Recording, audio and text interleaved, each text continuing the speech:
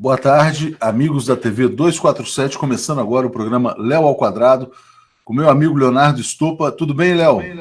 Fala, Léo, tudo bom demais? Como é que tá por aí? Bom demais da conta, Léo. Deixa eu dar um alô para Elisângela Nascimento, tá dizendo boa tarde, lindos Léos, obrigado. Boa tarde a Vilma, Eri. O Walter Kleber, lá de Jatobá, Pernambuco, está dizendo o seguinte: os bolsominions de Pernambuco, poucos, né? Porque em Pernambuco, evidentemente, Bolsonaro teve poucos votos, né? Os bolsominions de lá já estão arrependidos. E a Rosângela lembra uma grande perda aí para o teatro brasileiro, que é Bibi Ferreira.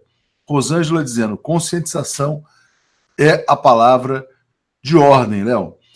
A Vilma, membro do canal, trazendo aqui, ó, desde 2015 estamos numa descida vertiginosa para o caos. Não deixaram a Dilma governar, deram um golpe e agora é uma tragédia atrás da outra. Lula livre, Vila Velha dando um alô. É isso, Léo. Bom dia. Você viu que Pernambuco, os bolsominions já estão se arrependendo, Léo?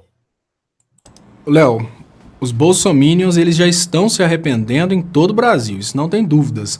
O detalhe é que alguns bolsominions já conseguem ter a grandeza o suficiente para assumir que estão arrependidos. Não tem como imaginar que a gente... Tudo bem, tem sempre ali o opressor, aquela criança que quer continuar com a brincadeira, mas não dá para imaginar que num país onde nenhuma coisa boa aconteceu desde o 1º de janeiro, um país que só protagonizou desgraças, não dá para acreditar que as pessoas não estejam arrependidas. O que a gente consegue ver é que tem pessoas que ainda estão temando, fazendo de conta que não estão arrependidas, é o tal de não dar o braço a torcer, levar a política como se fosse um jogo de futebol, mas que todos estão arrependidos, inclusive aqueles que financiaram a chegada do Bolsonaro no poder, lógico, aí excetuando os gringos, né, que têm um interesse de destruição da indústria nacional, destruição da soberania brasileira. Tirando esses gringos, o resto já percebeu que fez merda, Léo. O detalhe é ter coragem e grandeza de fazer como fizeram os bolsominions de Pernambuco, que tem essa coragem de mostrar que estão arrependidos. Exatamente. Léo, nosso tema principal hoje é um tema que praticamente confirma a situação do Brasil como colônia dos Estados Unidos. Por quê? Os Estados Unidos têm o Comando Sul das suas Forças Armadas, ou seja, que é um braço do Exército que cuida do hemisfério.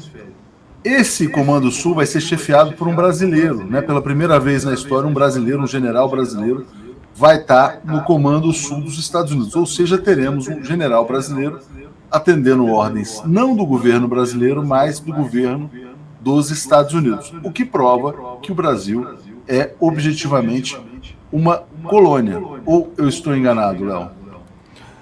Léo, claro que você não está enganado, lógico, a gente já consegue ver uma submissão, mas o detalhe, a parte mais bizarra desse acordo é que ele foi criado para criar uma expectativa de soberania sobre o Brasil, para criar uma expectativa de parceria, é uma forma de dar subsídios para os brasileiros que ainda querem insistir nesse modelo de governo, de que o Brasil teria sido convidado para uma grande parceria internacional. Então, por mais que qualquer pessoa que entenda de relações internacionais consiga entender que o Brasil foi contratado como galo de briga, ou então um cachorro de guarda de um sistema muito maior, esse convite, né, para o vice-comando aí, ele foi feito para parecer que o Brasil está sendo convidado para uma coisa grande, que o Brasil está sendo convidado para ser um personagem grande nesse Comando Sul. Só que o brasileiro precisa perceber de forma diferente. O Brasil era, tecnicamente falando, o líder do Sul. O que está acontecendo nesse momento é que um Brasil que era protagonista na América do Sul, que era protagonista no Mercosul, que era protagonista no Sul Mundial, agora ele é convidado para ser vice. Esse é que é o detalhe. O brasileiro não pode perceber nunca como um convite dos Estados Unidos para dar uma posição de vice para o Brasil, mas como um chutar de um Brasil que era protagonista no que diz respeito à economia das Américas, obviamente a questão militar das Américas, e agora o Brasil simplesmente ele assume aí uma posição de receber comandos que estão vindo do norte. Deixa de ser protagonista de seu próprio destino, tanto militar como econômico, e passa a ser simplesmente um país submisso, né? O que restar para o Brasil tá bom. Se cair alguma migalha, vale. Olha que interessante, Léo. O Celso Amorim, que foi embaixador, foi ministro das Relações Exteriores, chanceler, portanto, e ministro da Defesa, ele deu uma entrevista ao Marco Weisheimer, do jornal Sul 21. Ele falou o seguinte, olha, ter um brasileiro no comando sul dos Estados Unidos é incompatível com a política nacional de defesa. Ele falou que é imprópria a decisão, incompatível com essa política de defesa, né? E também servirá, na visão dele, para legitimar uma intervenção militar dos Estados Unidos na América Latina e Caribe. O Gilberto Maringoni deu uma entrevista para a gente também e falou algo nessa linha, dizendo que o exército brasileiro agora virou puxadinho do exército dos Estados Unidos. A Sandra Maia Vasconcelos está dizendo bucha de canhão, né? Então é o seguinte, estamos assim, na verdade, os brasileiros hoje, de certa forma, não são mais governados por um presidente brasileiro. O Bolsonaro não manda nada. Os brasileiros são governados pelo Trump. A grande questão está sendo colocada aqui, ó, por um membro do canal, vou trazer o nome dele aqui nesse instante, que é o Gabriel Machado, dizendo, quero meu green card. Bom, se o exército brasileiro atende às ordens dos Estados Unidos, se quem manda é o Trump, por que todos nós não temos os nossos green cards, Léo? Sabe que você tocou num assunto mais interessante quando a gente fala sobre questão de relações Brasil e Estados Unidos, que é realmente esse tipo de expectativa que se cria num país quando abre a possibilidade de colonização americana. Não pense você que bobo é um tipo de gente que só brota no Brasil. Tem bobo para todo lado e em muitos países o próprio povo acabou se levantando contra o governo local e apoiando intervenções americanas porque existia uma expectativa na cabeça desse povo iludido que ao ser dominado pelos Estados Unidos, aquele país tornaria-se um condado oficial dos Estados Unidos, o que estenderia aí uma possível questão de cidadania.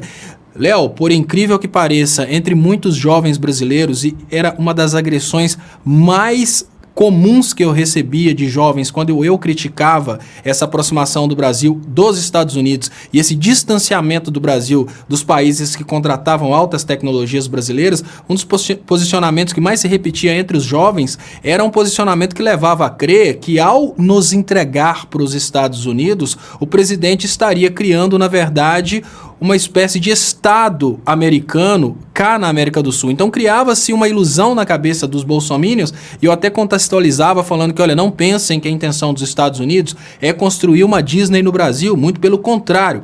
A intenção dos Estados Unidos é tirar do Brasil os recursos para construir mais Disney lá. E, infelizmente, existe na cabeça de algumas pessoas essa ideia de que o Brasil sendo entregue aos Estados Unidos, o Brasil se tornaria Estados Unidos. E aí o vira-lata brasileiro, ele cria essa expectativa de que os brasileiros teriam esses direitos de americanos. Por incrível que pareça, por mais que possa parecer uma coisa muito imbecil, esse é o senso comum que existe entre os eleitores do Bolsonaro. Existe esse mesmo nível de senso comum no fanatismo religioso, que, olha, já que nós não temos condições de cuidar do Brasil, que entregue logo para os Estados Unidos e vamos todos ser dos Estados Unidos. Não. O detalhe é o seguinte, olha, por mais que a gente precise admitir que o cachorrinho de estimação, ele é até bem-vindo dentro da casa, às vezes ele nunca mora dentro de casa, ele sempre tem a casinha dele. E o papel do Brasil nessas relações com os Estados Unidos é um papel de cachorrinho de estimação, ele sempre vai estar no terreiro, sempre comendo comida de cachorro e nunca vai pertencer à família oficialmente. Então, esse ponto de vista é que a gente precisa arrumar uma forma de consolidar na cabeça do brasileiro e isso com muita pressa, porque não tá fácil não. O povo realmente pensa isso aí. Muito bem colocado. Cachorro vira-lata. A Cristina Zaccarelli está dizendo, fico imaginando o Celso Amorim vendo seu legado ser maltratado por esse Ernesto Araújo. Realmente o Ernesto Araújo é uma vergonha para a diplomacia brasileira e é chanceler porque foi a única pessoa encontrada para se prestar esse papel de capacho dos Estados Unidos, né? Tem um perfil aqui dizendo o seguinte, olha, o Brasil vai afrontar a Venezuela e colocar Roraima com risco de ficar sem energia. Ele traz uma questão muito interessante, Léo, porque estão tocando aí os tambores da guerra, né? O Papa Francisco já fez um alerta contra o derramamento de sangue.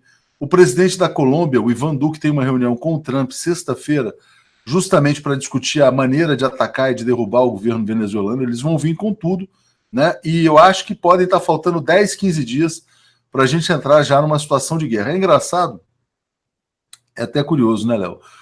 O Brasil prestes a se envolver num eventual conflito militar, numa guerra, e a imprensa brasileira só fala em reforma da Previdência, reforma da Previdência, reforma da Previdência, né? Como se isso fosse mais importante do que uma eventual guerra. Bom, Léo, eu te coloco o seguinte,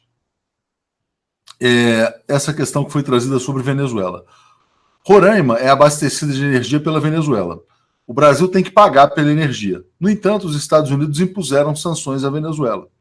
Para pagar pela energia de Roraima, o governo brasileiro tem que depositar nos bancos russos, que a Venezuela agora está operando com bancos da Rússia para ter o fornecimento de energia garantido. Então, olha o desastre que a gente pode ter. O Brasil agora coloca um general para tentar botar pressão. O Maduro, a qualquer momento, pode cortar toda a energia do estado de Roraima, né? O que também pode ser entendido, eventualmente, como uma declaração de guerra. A gente está muito perto, Léo, muito perto de entrar num conflito militar e as pessoas achando que o carnaval está chegando, né? Não, é a guerra que está chegando, não é o carnaval. Olha, Léo, antes de entrar nesse assunto, eu quero fazer um parêntese aqui, porque veio um comentário muito interessante, ele merece realmente uma reflexão. A Prefeitura do Guarujá está cobrando o IPTU. Esse IPTU chegou para o Lula? Peraí, será que o IPTU do triplex da OAS está indo para o Lula ou está indo para o verdadeiro dono do triplex da OAS? Mas agora, voltando ao assunto principal, o que é o detalhe? É muito confortável quando a gente tem um governo federal administrando dinheiro que não é dele e através dessa administração de um dinheiro que não é dele, ele não tem compromisso com os efeitos da má administração. É o mesmo governo federal que desviou 600 bilhões da Previdência para tampar buracos em outros lugares, que é o mesmo governo que fala que a Previdência é deficitária, consegue driblar essa questão de Roraima de uma forma muito simples, Léo, porque veja bem, numa situação de Brasil industrializado, numa situação de Brasil antes do golpe, a gente tinha um trabalho do Sistema Elétrico Nacional, do Operador Nacional de Sistema, no sentido de manter a energia elétrica sempre mais barata ao possível, isso porque era um interesse do Operador Nacional de Sistema, junto com a política do governo federal, o incentivo à atividade industrial. A atividade industrial, os mais importantes fatores de produção é, sem dúvidas, a energia. Nós estamos vivendo hoje um momento bem diferente, um momento em que o preço da energia já não é mais um problema para o governo federal, primeiro, porque os políticos têm dinheiro para pagar energia elétrica, e segundo, porque esses políticos não estão preocupados em como o preço da energia vai, por exemplo, danificar a possibilidade do Brasil expandir sua indústria. Então, o que eu imagino? Não há problemas de fornecimento de energia quando não há problemas com dinheiro. E não há problemas com dinheiro quando a gente vê que o governo federal administra hoje o dinheiro público com total permissão do Congresso. A figura da pedalada fiscal deixou de existir, a ideia de determinados recursos não poderem ser alocados para finalidades diversas daquelas para as quais ele foi criado. Essa ideia também deixou de existir nessa atual conjuntura. O que eu consigo perceber, depois que eu falei tudo isso para contextualizar, é que o governo federal ele não está muito preocupado com a falta de fornecimento de energia, porque ele pode compensar isso, e ele compensará isso através do despacho de usinas térmicas. E olha como é que ele vai conseguir alegrar ao mesmo tempo vários patrocinadores seus. O que eu quero dizer é que, no momento que a Venezuela cortar o fornecimento de energia para Roraima, o governo federal tem uma grande oportunidade. Primeiro, para despachar geradoras térmicas, extremo consumo de combustível. Nesse momento ele faz aí uma alegria de uma Shell ou qualquer outro patrocinador de sua política.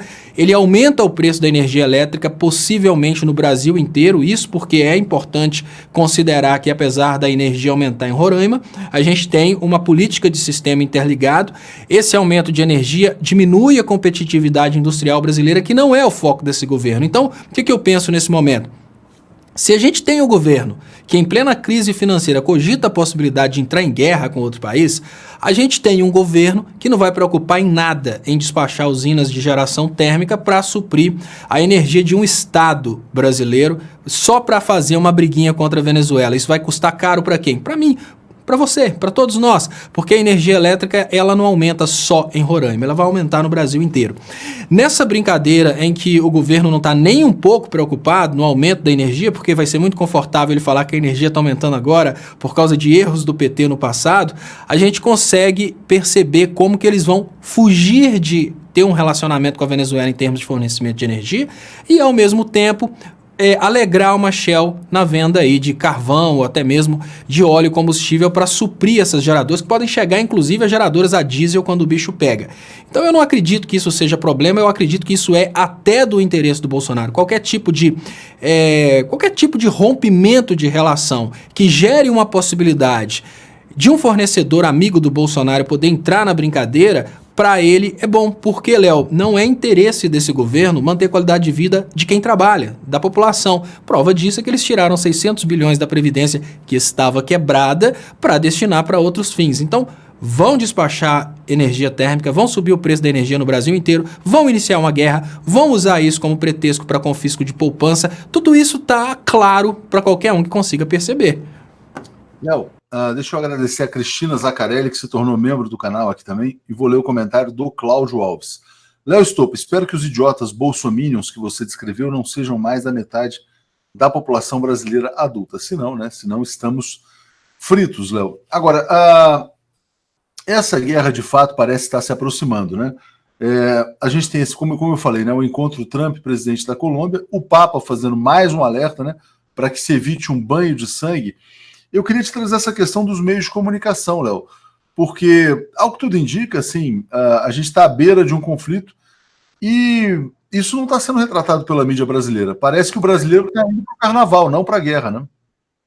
Então, Léo, é importante lembrar as frases que denunciavam esse tipo de coisa no passado, em especial a frase do Renato Russo que fala que o senhor da guerra não gosta de crianças.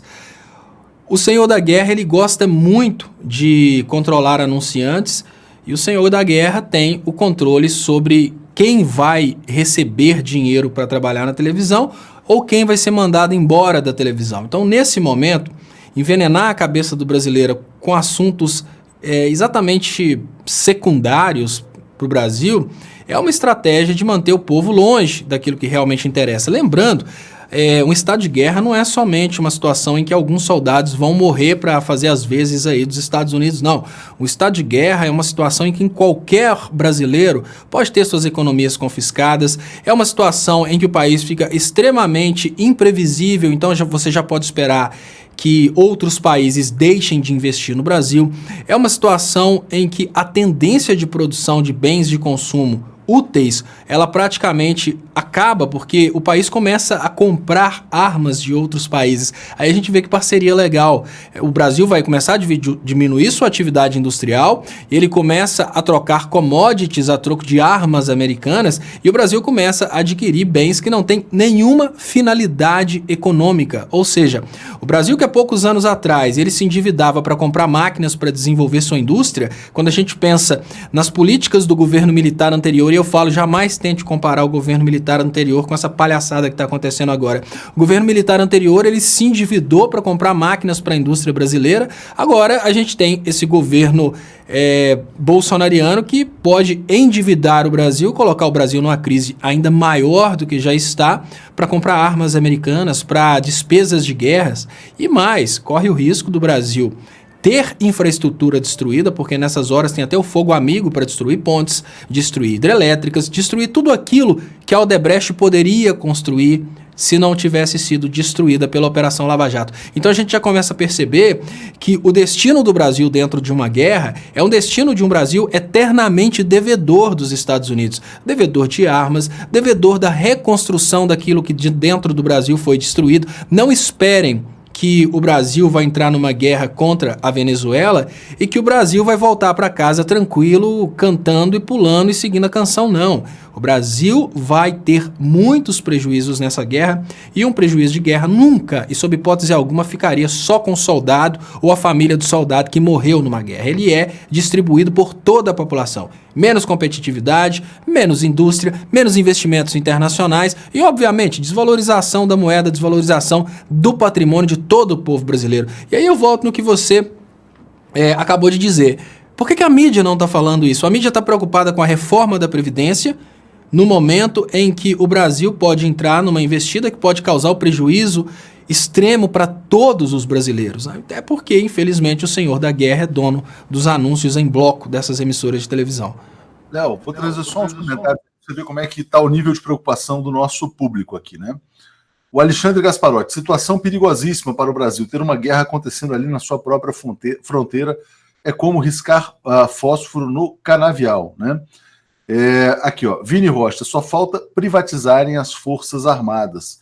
O patrono do Exército agora é o Rambo, né? Exatamente. O Exército Brasileiro agora bate continência para Rambo. Maria José Ferreira e Silva, por que os militares brasileiros fazem isso, entregando a nossa soberania? Nem na ditadura de 64 teve isso. Ao menos naquele tempo eram nacionalistas, né? Então, realmente, é muito sério. O Ivanildo Pinheiro está dizendo o seguinte, ó, o Congresso americano avisou que não apoia invasão na Venezuela. Beleza, eles podem não apoiar uma invasão na Venezuela, mas eles vão apoiar a ajuda humanitária. Né? E se o Brasil e a Colômbia forem usados para a invasão? Né? E se os Estados Unidos, em vez de invadirem, provocarem uma guerra aqui no continente, como provocaram a guerra Irã-Iraque nos anos 80, né? É muito interessante a guerra Irã-Iraque, Léo. O grande aliado dos Estados Unidos no passado era o Iraque, né? Antes de ser o Iraque, era o Irã, na verdade. Você tinha o regime ultra corrupto lá do Shah Reza Pahlavi, né? O Shah era completamente vinculado, era talvez o governo mais corrupto de todos os tempos, né? E quando o regime do Shah foi derrubado pela Revolução Iraniana, que completa 40 anos pelos ayatollahs, os Estados Unidos chegaram para o Iraque, que eram seus grandes aliados, e estimularam uma guerra contra o Irã, dizendo, ó, vamos lá que a gente vai dar retaguarda. Essa guerra Irã-Iraque destruiu a economia dos dois países, né? Atingiu muitas empresas brasileiras que forneciam equipamentos lá para o Iraque, né? E depois os Estados Unidos se voltaram contra o Iraque, antigo aliado. Hoje, tem um advogado pessoal do Trump dizendo que é obrigação dos Estados Unidos derrubar o regime iraniano. Né? Mas voltando ao comentário aqui do amigo, dizendo, não, os Estados Unidos não apoiam uma invasão. Mas e se eles estiverem tramando uma guerra Brasil-Venezuela? Ou uma guerra Brasil-Venezuela? Não é uma invasão dos Estados Unidos. Claro, Léo, olha, os Estados Unidos, eles ocasionaram várias guerras ao redor do mundo. Isso não significa que eles estavam presentes em várias guerras. A estratégia deles, pessoal, é exatamente essa. Eles criam uma ideia de que existe uma obrigação de um outro país realizar aquela guerra, que é a guerra proxy, né? Todos os lugares em que hoje os Estados Unidos estão desenvolvendo guerras, essas guerras começaram dessa forma. Então, qual que é a primeira investida para gerar uma possibilidade dos Estados Unidos entrarem diretamente nessa guerra? Primeiro, eles criam uma expectativa, tanto do povo brasileiro quanto uma expectativa do povo americano, que os Estados Unidos seriam um grande aliado, um parceirão do Brasil. Aí eles criam uma expectativa no povo brasileiro e eles já têm o controle sobre o governo brasileiro, então agora é só criar uma expectativa no povo. E nem está sendo necessário, a própria mídia está desviando o foco dessa atenção. Então criam uma espécie de expectativa ou motivo pro Brasil iniciar esse processo de guerra. Então, o Brasil começa com ajuda humanitária na Venezuela. E, lembrando, ajuda humanitária não vai acontecer através de uma ONG, de várias senhorinhas, freiras que vão levar comida para os venezuelanos. Não, essas ajudas vão acontecer através de soldados, através de exército, através de pessoas armadas. Então, da mesma forma, eu até brinquei outro dia, da mesma forma que o Witzel acha inconcebível ver uma pessoa com fuzil nas ruas, o que te leva a crer que é concebível os venezuelanos aceitarem ajuda humanitária de brasileiros que vão chegar lá armados com metralhadoras. Então, não faz muito sentido. Então, nesse primeiro momento, essa ajuda humanitária, ela tem essa finalidade humanitária. Então, eu já vou contar agora a previsão do Léo Diná, porque não é previsão, é da forma que eles fazem sempre. Durante o processo de ajuda humanitária, a própria direita venezuelana, e olha, gente, isso é sério, isso é muito sério. Durante o processo de ajuda humanitária, a própria direita venezuelana vai começar a atacar soldados brasileiros para que a culpa caia sobre o regime Maduro, sobre o governo do Maduro, o exército do Maduro. Começam a se intensificar os ânimos, porque como que o Brasil vai noticiar isso?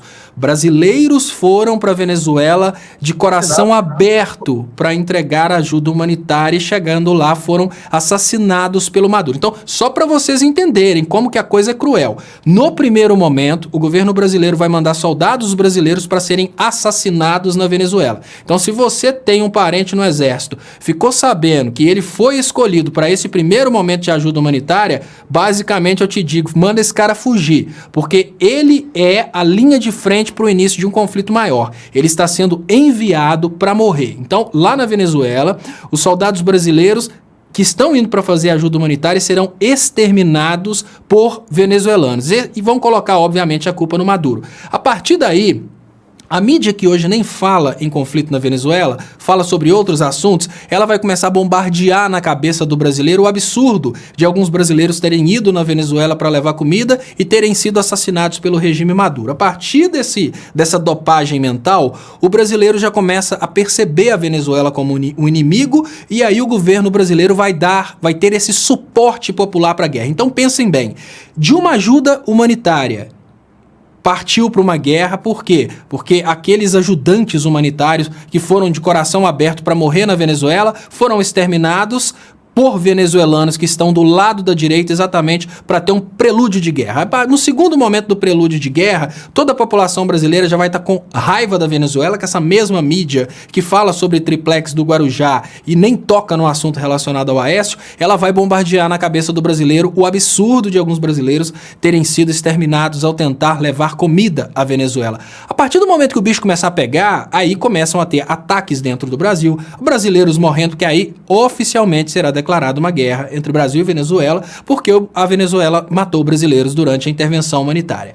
No terceiro momento, os Estados Unidos vão criar uma expectativa no povo americano que, por o Brasil ser um grande aliado dos Estados Unidos, o Brasil merece a ajuda dos americanos. É nesse momento que começa a grande dívida, porque aí toda a ajuda dos Estados... Olha, gente, que maracutaia. A guerra era dos Estados Unidos.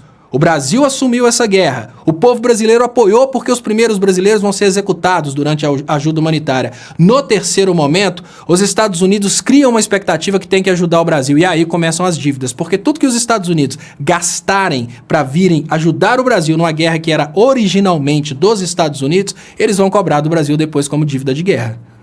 Léo, comentários interessantíssimos aqui do nosso público. Eu vou ler alguns aqui. LG. O Duque de Caxias, patrono do Exército Brasileiro, também apoiava o imperialismo, mas apoiava o imperialismo inglês, né? Daí a Guerra do Paraguai. Vilma Gonçalves, ajuda humanitária significa mandar seus filhos guerrear. Os pais de juízos têm a obrigação de fortalecer o movimento Lula livre, antes que tudo afunde de vez. Tiago Nascimento, o país é entreguista, fica difícil o povo e o país se desenvolverem apesar dos recursos naturais. Colônia eterna, sai petróleo, sai minério e a gente não ganha quase nada. Obrigado, Jefferson, pelo comentário. Aqui, ó. Tânia Maria, muito triste, um presidente totalmente desqualificado. Elizabeth faz um alerta importantíssimo, Léo. Vão primeiro para a guerra os negros e pobres, né? Como acontece em todas as guerras. O Fábio Guimarães diz que fim do mundo está chegando. Elizabeth, militares vão obedecer sim os americanos, tudo documentado. O Gasparotti lembrando que o Brasil fornecia lançadores de mísseis para o Iraque, na guerra Irã-Iraque, né? Aqui, ó. O José, lembrando da acusação que se fez contra o Assad de usar armas químicas contra o povo. Na verdade, aqui a acusação vai ser: o Maduro recusou os nossos remédios, né? Os militares tão bonzinhos estavam levando remédios para a população venezuelana, né? E teve alguém que fez um comentário muito interessante sobre a guerra por procuração, essa proxy war, né? Não, os americanos não vão mandar ninguém, não. Eles vão atacar nós para brigar contra os venezuelanos, né? Exatamente. Ótimo comentário esse aí. Isso exatamente é a guerra por procuração. O Cláudio dizendo, essa será mais uma guerra que os Estados Unidos perderão para a Rússia e China. Quem se aliar aos Estados Unidos vai perder junto. Um abraço de afogados, Trump e Bozo. Obrigado ao Benedito, que se tornou membro do canal. Essa guerra não tem nenhum... outra coisa interessante aqui, o Jefferson dizendo, a direita matar um soldado brasileiro é exatamente o false flag, né? Eles vão fazer um ataque para dizerem, a própria direita vai simular o assassinato para dizer que foi um assassinato do regime madurista lá, venezuelano, né? Luiz Alberto, para pensar, ler obrigatoriamente os comentários dos superchats não é uma forma de privilegiar o jornalismo, o dinheiro no jornalismo alternativo, incluindo o 247? Perdoem a mudança de assunto. Bela reflexão aqui do Luiz Alberto, que inclusive me obrigou a ler pelo fato de ser um superchat. Não que a gente seja obrigado a ler. Ontem até me desculpei, né? Chegou tanto superchat na entrevista do Haddad que não foi possível lê-los, né? Mas, evidentemente, isso pode criar uma distorção. A gente tenta ler todos os comentários, eu vou enfatizar com a Gisele, né, que a gente tente também classificar os comentários por relevância, mas a gente também, evidentemente, valoriza o Superchat, porque é uma maneira de manter o canal, né? Infelizmente, né, ou felizmente, aí é difícil a gente fazer essa reflexão, Léo, a gente está inserido numa sociedade capitalista, né? Numa sociedade capitalista onde existem os custos de produção, tudo tem que ser feito, a gente tem que pagar estúdio, tal, profissionais, etc e tal, e o Superchat é uma maneira. A Márcia Rocha está dizendo, uai, 17 horas? Só fazendo um esclarecimento, Márcia, a gente está botando a programação todos os dias na comunidade 247. Quarta-feira é o único dia em que a gente faz às 17 horas, porque 18h30 tem o debate lá com o Aloysio Mercadante. Então a gente faz segunda, terça, quinta e sexta, 18h30 e quarta-feira, 17 horas. Léo, faz uma reflexão sobre esse comentário de que o Superchat eventualmente pode distorcer a questão. O Superchat pode distorcer a questão? Como é que é? O comentário dele é que o Superchat acaba sendo lido como prioritário, né? E acaba colocando uma influência do dinheiro mesmo na mídia independente, mesmo na mídia alternativa. O poder do dinheiro se manifesta através do Superchat. Sim, faz sentido, Léo. Olha, não há como descartar a influência do poder do dinheiro em absolutamente tudo. Mas quando você tem uma personalidade forte o bastante para não deixar que o dinheiro mude suas convicções, o máximo que o dinheiro pode fazer é você repetir suas convicções. Quem assiste o Léo Stoppa ao vivo sabe muito bem que tem um personagem que é muito pitoresco no Léo Stoppa ao vivo, que é o Delgado. O pessoal já até gosta dele. O Delgado, Léo, ele é um médico ultra-arque-antipetista que ele trabalha desesperadamente para me desequilibrar durante a transmissão. Só que o Delgado, apesar dele ser antipetista, ele é uma pessoa que traz tantas oportunidades da gente esclarecer as idiotices que passam na cabeça dos bolsominions, que eu tô sempre lendo, obviamente, os superchats dele, tô sempre explicando da forma como eu acredito. O detalhe é que, se uma pessoa manda uma determinada mensagem te obrigando a ter uma determinada conduta porque ela está pagando, e você se adapta à conduta solicitada pela pessoa porque você recebeu o superchat, obviamente você deixa de ser você, passa a ser guiado pelo superchat. Mas o fato de você ler um superchat e conduzir o debate a respeito daquele superchat, não significa que o debate está sendo conduzido pelo dinheiro, porque o dinheiro não está mudando sua opinião. O dinheiro está só decidindo qual pergunta que vai ser respondida, e uma coisa que se você perceber, se você prestar atenção nas conversas ao longo de todo o programa, você vai ver que todos os superchats, eles no final das contas representam aquelas perguntas que estão ali se repetindo. E você falou uma coisa que é importante, a gente vive hoje num sistema capitalista e o que faz a nossa mensagem chegar menos às pessoas, exatamente a gente ter menos dinheiro, vamos cair na real. A Globo tem muito mais dinheiro que nós, eles têm muito mais poder de influência. Se a gente fica sem a colaboração financeira, a gente fica sem luz, a gente fica sem internet, a coisa para e não funciona. Mas o que a gente não pode deixar acontecer é uma Shell dar um superchat de R$1.000 e falar, por favor, nunca mais falem mal da venda do pré-sal. Isso que não pode acontecer. Não acontecendo uma coisa dessa, não está conduzindo a nossa personalidade. Talvez o rumo da prosa, mas não a personalidade do canal. Bem colocado, Léo. O Walter Rodney falou o seguinte, olha, é preciso financiar a mídia independente. O Daniel Souza falou, por subsídio do governo. Essa é uma discussão muito profunda, muito longa, né? Eu recebi também um superchat de 20 euros no domingo passado de um cara que queria nos atacar, dizendo, vocês recebiam muito dinheiro nos governos do PT, aquela coisa toda. E eu fui fazer uma explicação de como que era o modelo de financiamento da mídia nos governos Lula e Dilma. Né? Você tinha o critério de mídia técnica, a publicidade era proporcional à audiência dos veículos. Quando a Dilma cai e chega o Temer decide que a publicidade é um negócio dele. É como se fosse dinheiro dele, não do governo. Então ele passa a gastar para puxar o saco dos amigos, ou para que os amigos puxem o saco dele. Por isso que o Temer teve vida muito, muito tranquila na imprensa brasileira, de maneira geral. Né? Ele usou a publicidade como um instrumento pessoal.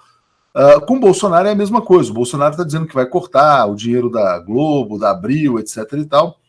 E, evidentemente, vai querer favorecer os amigos dele. Então, acabou a política de mídia técnica e emergiu essa política desse tipo. Agora, quando alguma pessoa fala subsídio do Estado, Isso tem que ser levado em consideração, porque é o seguinte, a publicidade oficial é um subsídio do Estado? Eventualmente tem que haver publicidade oficial. Agora, em vários países, e eu vou citar só um, que é a Suíça, a França também, dois, Suíça e França, existe a discussão se o Estado deve ou não financiar meios de comunicação. Por quê?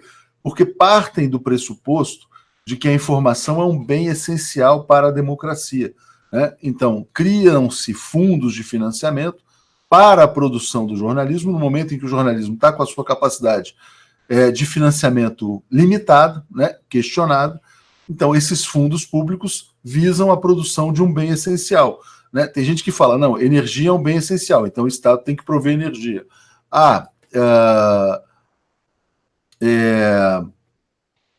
Saneamento é essencial, o Estado tem que prover saneamento. Informação é essencial, o Estado tem que criar as condições para isso. Pode fazer diretamente, por exemplo, através de empresas públicas, tipo o BBC, ou pode fazer também através de fundos que distribuam os recursos para produtores de conteúdo. Ou pode fazer também através da publicidade, da maneira que considere mais adequado. Então, não é uma discussão assim de Estado mínimo, Estado máximo. É inclusive a percepção de que a informação é essencial para preservar a sociedade aberta. Já que a gente falou de e a soberania, né, Léo? Só para complementar o que você falou, isso é muito importante.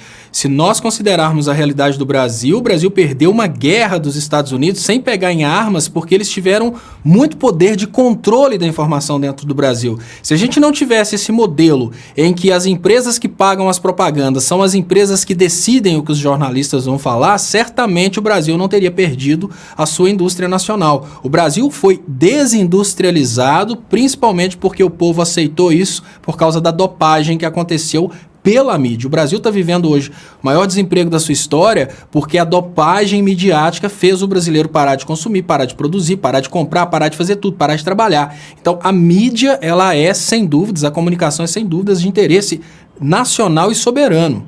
Claro.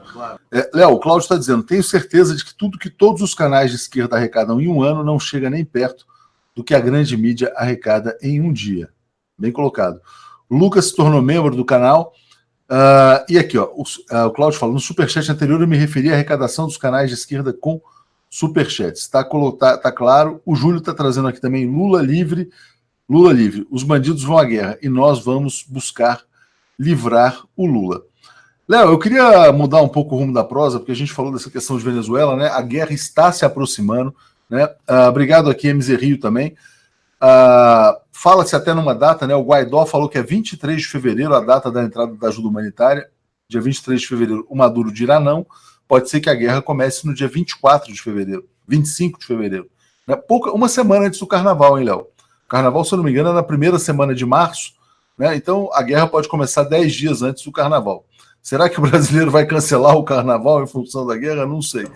Aí vem a parte mais covarde, Léo. Aí vem a parte mais covarde, porque o carnaval vai ser a cortina de fumaça para esconder o que está acontecendo na Venezuela. Após o carnaval, vão chegar as notícias a respeito dos soldados brasileiros que foram exterminados pelo exército do Maduro. Aí volta naquilo que eu falei anteriormente. Os caras estão fabricando toda uma sequência de eventos para que a população brasileira abrace a causa da guerra.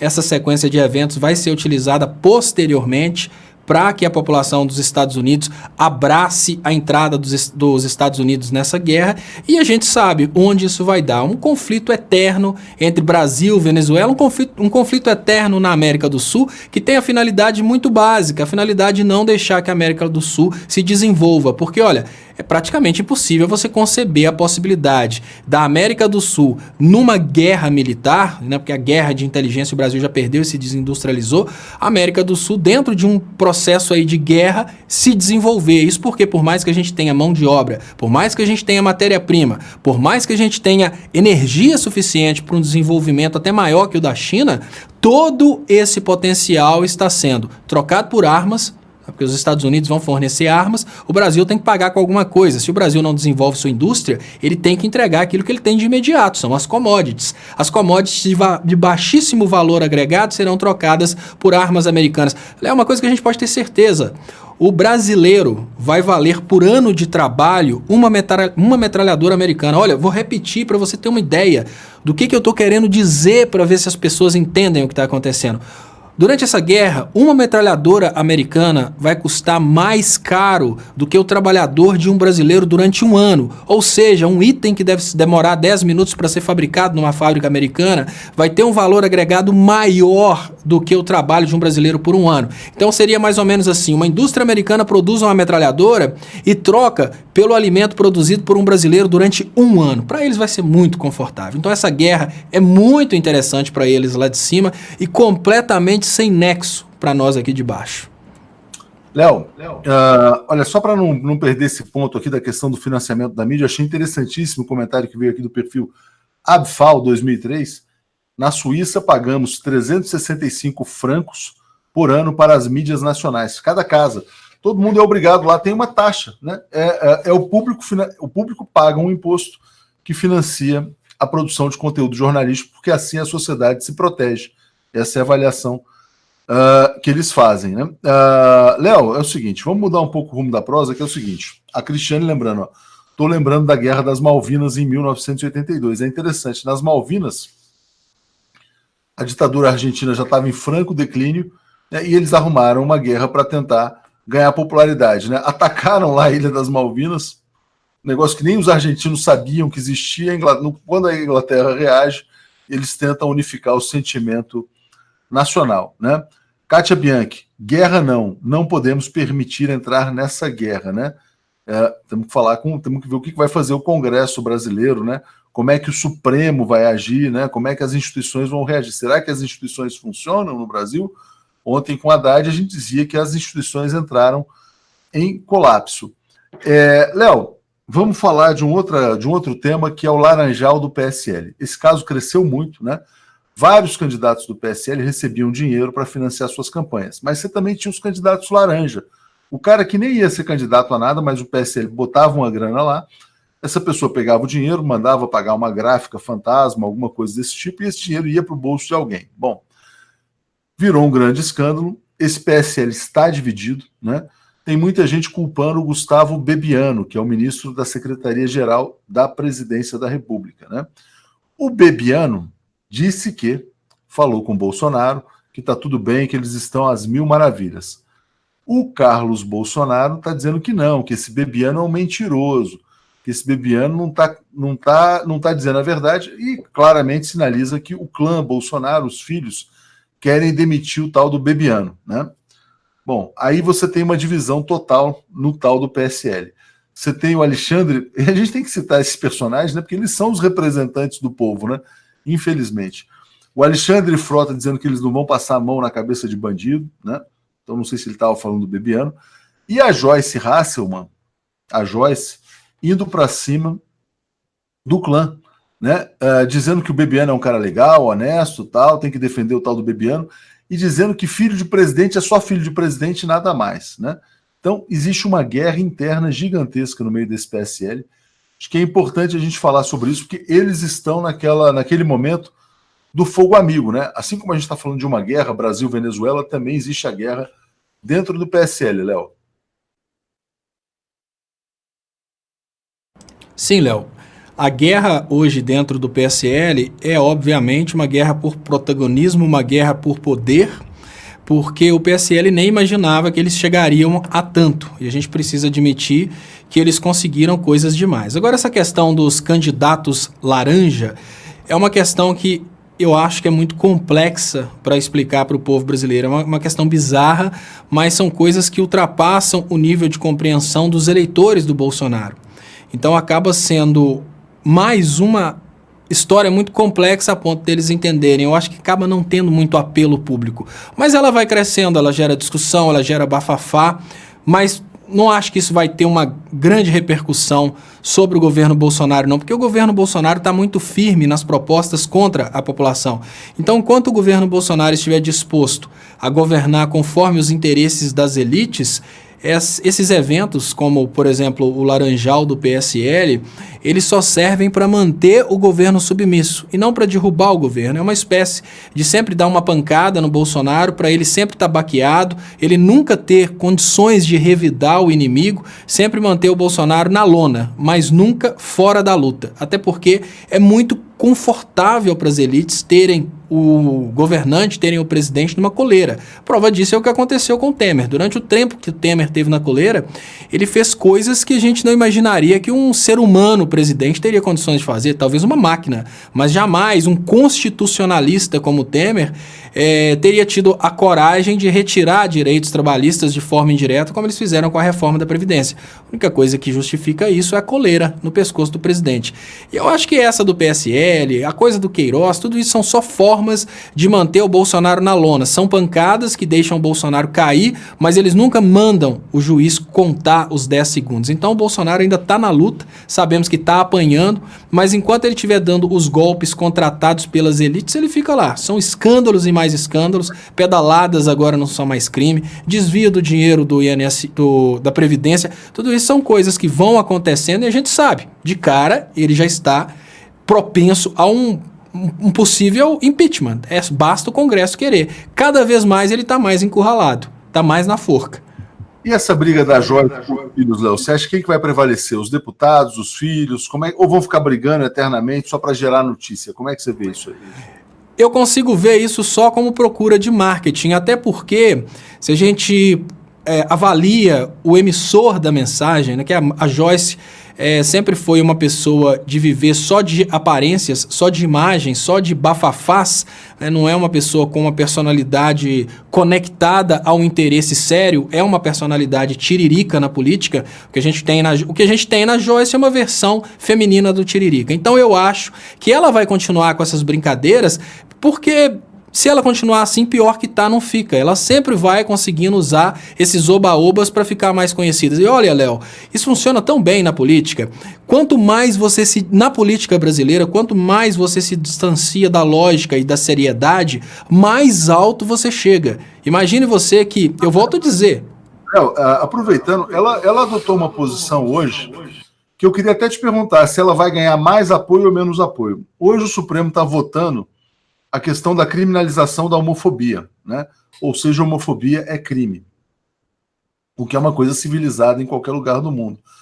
A Joyce foi a pessoa que se levantou contra isso, dizendo que criminalizar a homofobia fere a liberdade de expressão e fere também a liberdade religiosa, né? Eu não conheço nenhuma religião que considere a homossexualidade um crime. Nunca vi isso em religião nenhuma, mas ela está dizendo que fere a liberdade religiosa. Ela também disse que fere a liberdade de expressão. Ou seja, o que ela está dizendo é que o homossexual tem o direito de ser agredido verbalmente, né? E a agressão verbal é o prenúncio de uma agressão física, eventualmente. Mas, na sociedade em que o Brasil vive hoje, em que foi colocado, esse posicionamento da Joyce é estrategicamente positivo ou negativo para ela? Léo, é estrategicamente positivo, por incrível que pareça. Por quê? Vamos pensar o que é a homofobia e o que busca se criminalizar. A homofobia é agir de forma incompatível com a lei contra o homossexual pelo motivo dele ser homossexual. É uma coisa que não precisava de discussão no STF, ela já seria crime de qualquer maneira, a gente já tem crime previsto para isso. No momento que a gente percebe que eles estão começando a ter que criar, de repente, uma interpretação para dizer que uma coisa que é claramente crime tem que ser tratada como crime, você vê que tem um problema social muito grande. No entanto, a Joyce, ela usa isso de forma estratégica para tentar conduzir a criminalização da homofobia. O que é a homofobia? Você vai, por motivo de sexo, você vai evitar que uma pessoa tenha acesso a um determinado serviço, tenha acesso à sua empresa, ou você vai agredir verbalmente. Isso é homofobia. Agora, o que a Joyce tenta transmitir quando ela fala isso? Ela tenta transmitir uma pauta contrária à pauta de inclusão de direitos dos homossexuais. É bem diferente. Por exemplo, quando ela fala que é ferir a religião, o que ela está querendo dizer, e comunica muito bem com o povo religioso, é que se essa lei for aprovada, um pastor será tecnicamente obrigado a realizar um casamento de homossexuais. Isso é um debate muito grande nas igrejas. Quando ela fala dessa forma, ela não está usando lógica, ela não está usando conhecimento jurídico e nem pertinência. Ela está conduzindo-se na direção te falar aquilo que o povo evangélico quer ouvir. Eu vou fazer um paralelo, que é um paralelo muito cabível para explicar a diferença da homofobia para aquilo que a Joyce está pregando. Olha, existe uma condenação ao crime de racismo, e o crime de racismo é exatamente análogo à homofobia, que é aquela ideia de você evitar que uma pessoa tenha acesso àquilo que ela tem direito tão somente por causa da raça. Lembrando que o crime de racismo ele existe no mundo inteiro não por causa dos negros, mas por causa dos judeus. Os negros, eles se beneficiam dessa lei por paralelo, não porque ela foi escrita para eles. Isso é muito importante. Quando você imagina que você vai lutar contra a existência do crime de racismo, automaticamente você está criando uma condição para que as pessoas tenham o direito de humilhar as outras por serem de raça diferente. Não é só negro, não. Por ser de raça diferente. Agora eu não vou deixar que japoneses entrem no meu comércio. Então, fazendo uma analogia ao crime de racismo, a gente percebe que existe uma diferença muito grande entre o crime de racismo, que é evitar que as pessoas tenham qualquer tratamento incompatível com o ser humano por causa da raça. Isso é importante. O crime de racismo não condena ninguém no sentido de criar superpoderes para outras raças. Muito pelo contrário, se um negro vira para o branco e fala, na minha empresa só entra negro, automaticamente esse negro também estará cometendo o crime de racismo.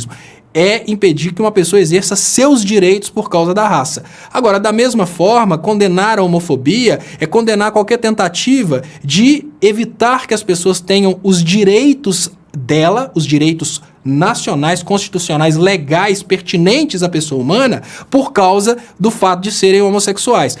O que a Joyce tenta criar uma expectativa é que o crime de racismo criaria superpoderes para homossexuais, que é uma coisa muito criticada nas igrejas, que seria análogo a dizer que agora, porque uma pessoa é negra, ela vai ter direito, por exemplo, de um assento especial. Você está criando aí uma desigualdade, que você está dando uma coisa a mais para a pessoa por causa da raça, é incompatível. A Joyce tenta criar essa expectativa, que a homofobia é dar direitos a mais para os homossexuais, sendo que, no entanto, o crime de homofobia, ele visa combater exatamente a redução dos direitos por uma pessoa ser homossexual. Então, assim, é uma distorção muito bizarra, que o mais desesperador não é a bizarrice da distorção, é imaginar que ela tem espaço no meio evangélico. Exatamente, Léo. Deixa eu fazer a conceituação aqui. Recebemos uma mensagem muito legal da Magda, dizendo: homofobia é um comportamento agressivo e intimidador que marginaliza as pessoas e limita o seu acesso à cidadania, devido à sua orientação sexual. É preciso conceituar o que é homofobia. Obrigado. Realmente muito bom o comentário. Mas, Léo, então, na sua avaliação, como você colocou, quando ela assume essa bandeira, né, de ser contra a criminalização da homofobia, ela está falando com o eleitorado dela, e o mais preocupante é que ela foi uma das deputadas mais votadas aqui de São Paulo.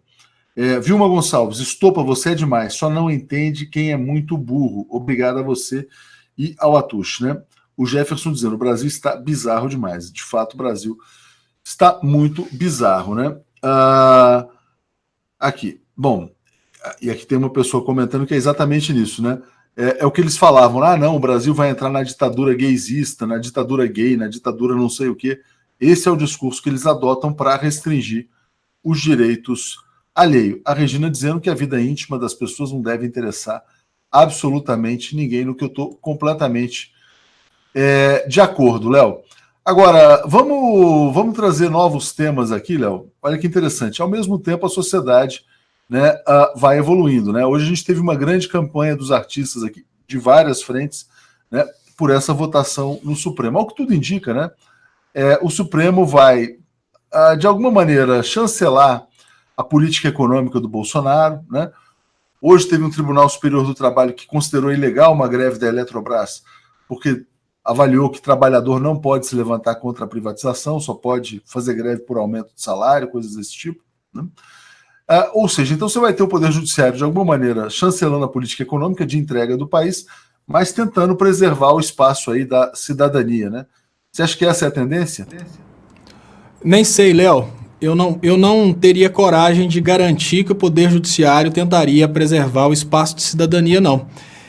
Pode ser que sim, pode ser que o Poder Judiciário crie, né, essa interpretação que diga que o óbvio é óbvio, Porém, a gente tem uma pressão muito grande sobre o Poder Judiciário do fanatismo religioso. E o fanatismo religioso, ele cresceu em proporções tão grandes no Brasil, vai depender de como as pessoas vão, digamos que, conduzir o discurso a respeito do que é a homofobia. Se o conceito que você trouxe aí for o conceito percebido pela sociedade, a homofobia vai ser crime, lógico, porque não faz sentido. Agora, eu estou vendo pessoas comentando aqui, a viadagem está muito alta no Brasil. Não, se a gente tiver dentro do Brasil um nível de fanáticos que vão pensar que, olha, não, a viadagem está muito alta, eu quero que a viadagem diminua. Se as pessoas pensam dessa forma, num Supremo totalmente acovardado, que tem julgado apenas pela opinião pública, eu não duvido que esse Supremo não criminalize a homofobia. Pelo contrário, talvez até crie aí que não é compatível com os interesses da Constituição brasileira que existam casais homoafetivos ou que existam homossexuais no Brasil. Eu não duvido de nada, mas a tendência maior é que o STF criminalize sim a homofobia. E a tendência é que a criminalização daquilo que é claramente, obviamente, crime, cause até um bafafá dentro do bolsonarismo, porque o bolsonarismo nessa situação aí de achar que a viadagem, como disse o colega, o cara escreveu que a viadagem está muito alta no Brasil, se eles pensam dessa forma mesmo, se eles se acham no direito de entrarem na vida íntima do povo, eu queria saber de onde que eles tiram a ideia de que eles querem reduzir o Estado. Que grupo é esse que quer reduzir o Estado, que agora está querendo controlar como as pessoas agem intimamente? É muito incompatível, mas é o que a gente tem hoje, Léo. É o que nós temos. É o que tem para hoje, né, Léo? Hoje também é o Bolsonaro saindo do hospital, vamos falar sobre isso. Mas antes vou ler aqui o comentário esclarecedor do Cláudio, dizendo: muitas religiões criminalizaram a homossexualidade no passado, inclusive o judaísmo, o cristianismo e o islão. Essa criminalização poderia ser aceitável no passado, mas é inaceitável nos dias atuais. Léo, o Bolsonaro saiu do hospital, né? Inclusive muito mais magro, né? Você vê pelas roupas dele que ele perdeu peso natural, evidentemente ele teria que perder peso, né? Não faz sentido que não perdesse, mas ele saiu mais uma vez agredindo, espalhando leviandade, fake news, né? Dizendo o seguinte: olha, vamos ao trabalho depois de ter sido quase assassinado por ex-integrantes do PSOL, né?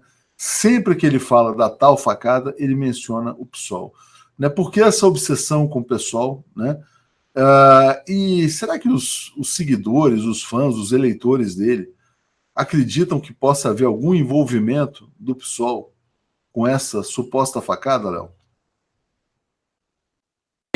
Por incrível que pareça, eles acreditam nisso. Por incrível que pareça, mesmo depois daquele documentário, mesmo tendo o Adélio dito que trabalhou sozinho, mesmo o Adélio tendo batido papo com os seguranças do Bolsonaro, lógico, isso precisa ser investigado, porque esse é um vídeo que saiu por aí, mesmo depois de tudo isso, essas pessoas querem insistir na ideia de que aquela pessoa teria realmente agido em nome do PSOL. Isso porque as pessoas, às vezes, Léo, elas forçam a barra tanto para serem idiotas, né? É tão difícil uma pessoa mostrar que é inteligente, mas eu imagino que seja mais difícil ainda mostrar que você é idiota, no momento que você acredita mesmo que um partido político que fez vários deputados, fez prefeito, fez vários deputados, fez várias pessoas aí no Congresso, né? Tem políticos para todo lado, pessoas bem de vida, eles contratariam uma pessoa para matar um candidato a presidente a facada. Tem que ser muito imbecil para acreditar numa coisa dessa.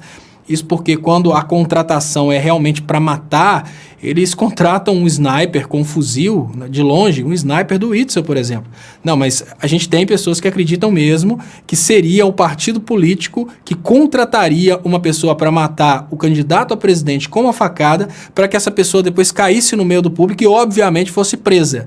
É mais ou menos assim: eu tenho certeza que eu vou contratar uma pessoa para matar o meu adversário, mas eu vou contratar uma pessoa para matar e ser presa na sequência, e depois de presa acabar dizendo que eu tenho alguma coisa a ver com isso.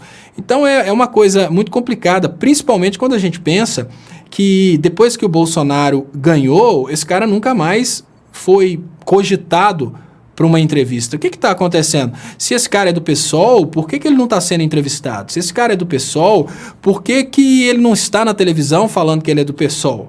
É muito estranho, tudo muito estranho. Mas, lógico, a gente sabe muito bem o que está acontecendo.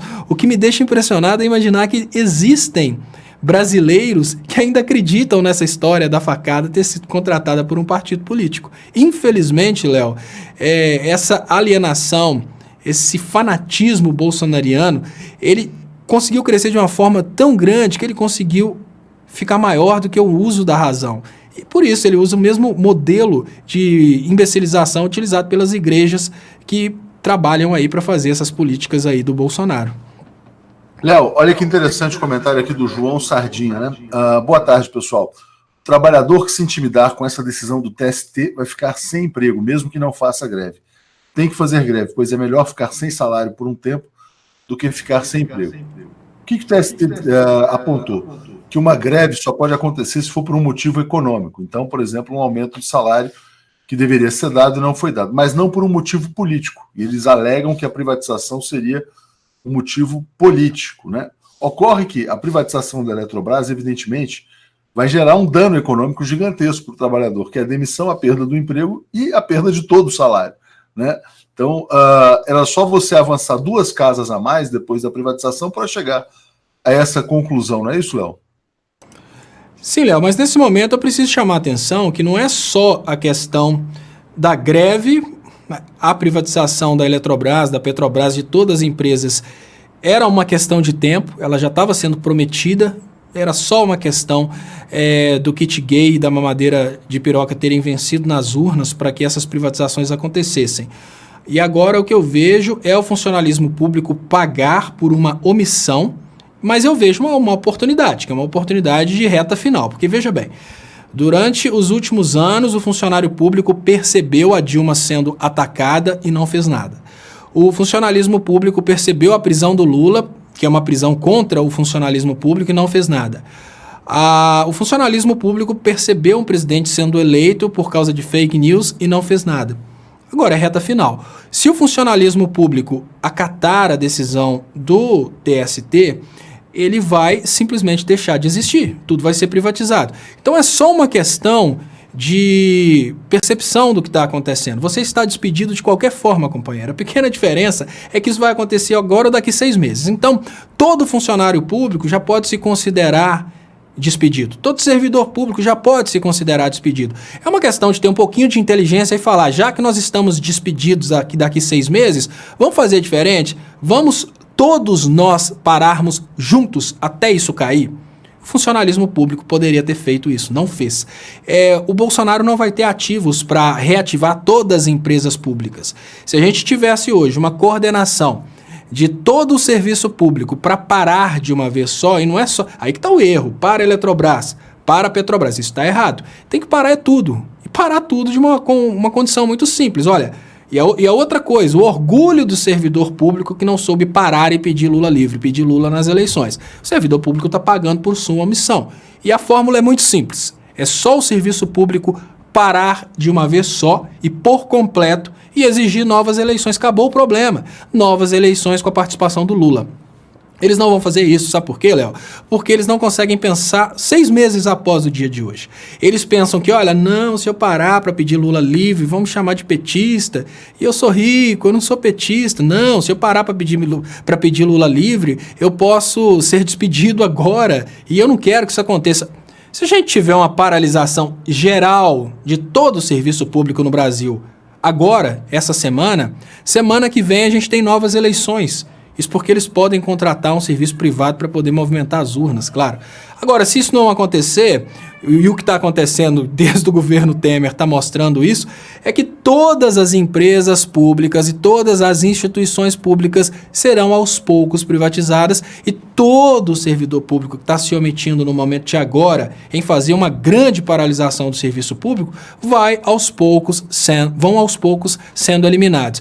Agora é o momento em que a gente pode aplicar de uma forma bem ampla aquela lógica. Nesse momento, todos unidos são fortes. Se vocês esperarem eles atacarem um por um, vocês serão fracos. Então, o serviço público, ele vai ou agir ou se omitir. Se ele se omitir, ele vai acabar. Simples assim. Léo, já que você mencionou de novo a questão da facada, eu vou trazer o comentário da Luciana dizendo: Bolsonaro ainda coloca em suspeita a investigação da Polícia Federal, que já estava fechada. Como confiaremos na Polícia Federal, né? Muitas pessoas aqui lembram, aqui o Marcelo, tchau concurso público, né? Acabou, né? Você teve aqui também a Tânia Mara, funcionalismo público votou nesse nazi fascista. João do Sertão, funcionalismo, 80% ou mais votaram em Bolsonaro, né? E teve um comentário, esse aqui é muito bom, do Ramiro, ó. Lute por seus direitos como o judiciário luta por auxílio e moradia. Já pensou, Léo, se os brasileiros lutassem pelos seus direitos como o judiciário luta pelo auxílio e moradia, tudo seria bem mais fácil, né? Léo, áudio. A gente vê como é que são as coisas, né? Como aqueles que tiram os direitos dos outros lutam pelos seus próprios direitos. O Poder Judiciário, que toda hora está chancelando uma tomada de direitos, eles lutam e de uma forma muito ampla, muito perversa pelos direitos deles, né? E é isso aí que as pessoas precisam perceber. Enquanto vocês estão fazendo papel de palhaços aí, aceitando tudo que vem, o Poder Judiciário não faz o mesmo, não. Os caras estão lá pressionando, estão unidos, lutando pelos direitos deles, que é pago com dinheiro nosso. E é isso aí. A Fernanda está dizendo, o funcionalismo público caiu no papo antipetista, elitista, com o rei na barriga. E Cifo, né? Exatamente o que aconteceu. Obrigado aqui ao Vico pelo superchat. Léo, estamos chegando então aqui a 1 hora de programa, né? Daqui a pouco vai ter o debate com a Luiz Mercadante, falando dos descalabros na educação brasileira. A educação hoje comandada por um ministro que é realmente vergonhoso, né? Então, a gente vai dar lugar a ele e eu te passo a palavra para fazer os encerramentos, não sem antes pedir o apoio para quem puder ser inscrito no canal, no próprio canal no YouTube, para quem puder ser assinante em Brasil247.com/apoio e para quem puder apoiar o projeto Jornalistas pela Democracia. Eu queria lembrar que você não vai dar espaço para o ministro cabuloso, né? O programa vai ser o programa do Aloysio, que você falou, porque o ministro cabuloso, vamos dar espaço para ele. Não, gente, o Léo não vai dar espaço para esse ministro do mal, não. Vai ser o Mercadante que vai fazer o programa daqui a pouquinho. Mas é uma brincadeira. Você tá sem som, Léo. Muito obrigado, pessoal, pela participação de vocês aqui. E eu queria lembrar que eu volto, né? Daqui a pouco nada, mais tarde às 10h30 da noite, que hoje o programa foi mais cedo, mais tarde às 10h30 da noite aqui no canal do Estopa com o programa Léo Estopa ao vivo. E esse programa está sendo transmitido em simultâneo também no canal do Estopa. Quem estiver assistindo ele aí pela TV 247, dá um pulinho aqui pro canal do Estopa que eu continuo aqui por alguns minutinhos a mais. Então, muito obrigado e até mais tarde. Valeu, Léo. Obrigado. Valeu, um abração. Pessoal, eu queria agradecer quem está assistindo aí ainda. Deixa eu só fechar a janela do Léo aqui para dar tudo certinho. E eu vou ler o superchat do Rogério Matuque, que ele deixou aqui. E eu não tive a oportunidade de ler porque a gente já tinha passado desse assunto, Rogério. Ele fala, quando lideranças conduzirão o povo contra essa guerra? Como podemos ajudar para evitá-la? Rogério Matuque trouxe um ponto importante que eu tenho para mim, que a guerra contra a Venezuela, ela está sendo planejada da mesma forma que todas as guerras dos Estados Unidos são planejadas, tá, pessoal?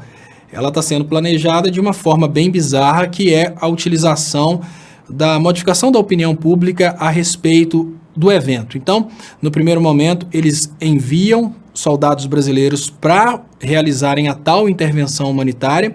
No segundo momento, esses soldados brasileiros serão assassinados pelos venezuelanos, provavelmente os que estão do lado do golpe, e aí o povo brasileiro começa a apoiar a guerra. Depois que o povo brasileiro tiver apoiado a guerra e o Brasil realmente tiver em guerra com a Venezuela, os Estados Unidos usam a guerra contra a Venezuela e o Brasil perdendo da Venezuela como sendo uma desculpa para entrarem nessa guerra. Então eu acho que é muito importante nesse momento que nós tenhamos um pouco de consciência. E o Rogério Matuque trouxe no superchat aqui uma informação.